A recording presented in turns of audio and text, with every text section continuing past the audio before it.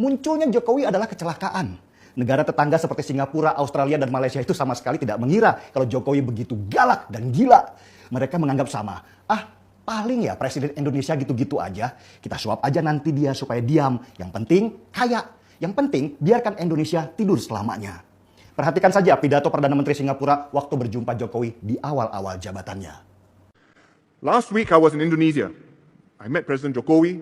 He asked me to ask Singapore companies to invest more in Indonesia. They need infrastructure, they have projects, they want Singapore companies to come in. We are already Indonesia's biggest foreign investor. They are 50 times bigger than us, 250 million people. From time to time they remind us of that.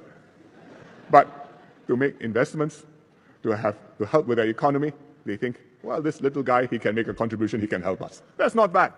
Tetapi pelan-pelan para negara tetangga kaget melihat sepak terjang Jokowi yang brutal. Dia mendadak muncul sebagai sosok lain yang sama sekali tidak dikira.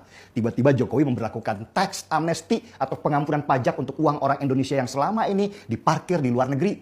Singapura jelas panik karena banyak sekali orang Indonesia yang simpan duit mereka di bank-bank Singapura yang membuat bank mereka kaya raya. Kalau kebijakan tax amnesty diberlakukan, maka triliunan rupiah dana yang diparkir di negara mereka bisa pulang ke Indonesia. Dan itu bisa mengganggu sistem ekonomi di Singapura.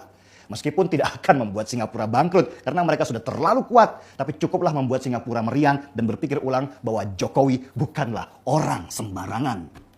Belum selesai tax amnesty, Jokowi kemudian membangun pelabuhan-pelabuhan internasional di beberapa tempat. Salah satunya adalah pelabuhan Kijing di Kalimantan Barat dan di Batam. Ini lebih membuat Singapura meriang lagi.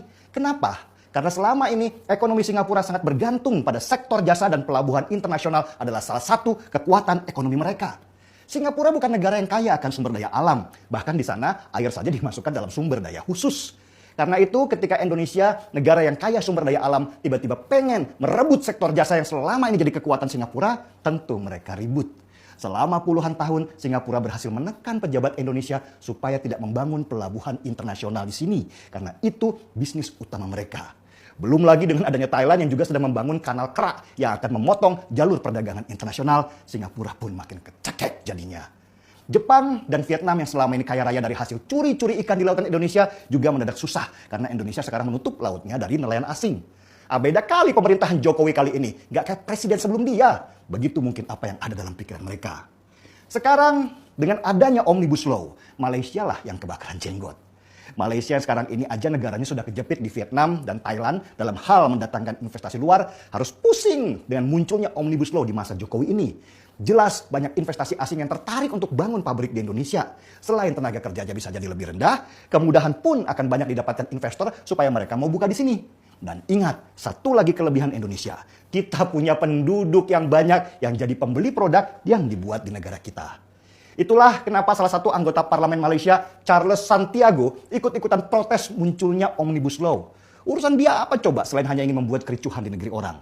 Dan dari penjelasan tadi kita akhirnya paham bahwa musuh kita bukan hanya para pengkhianat di dalam negeri, tetapi juga negara-negara tetangga yang takut negeri ini jadi besar dan akan merebut periuk nasi mereka selama ini.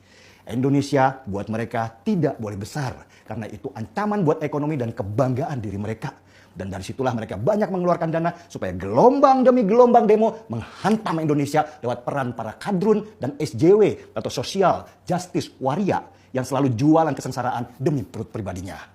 Itulah kenapa Prabowo mengingatkan kalau demo Omnibus Law kemarin itu juga dibiayai oleh asing. Ya mereka itu negara-negara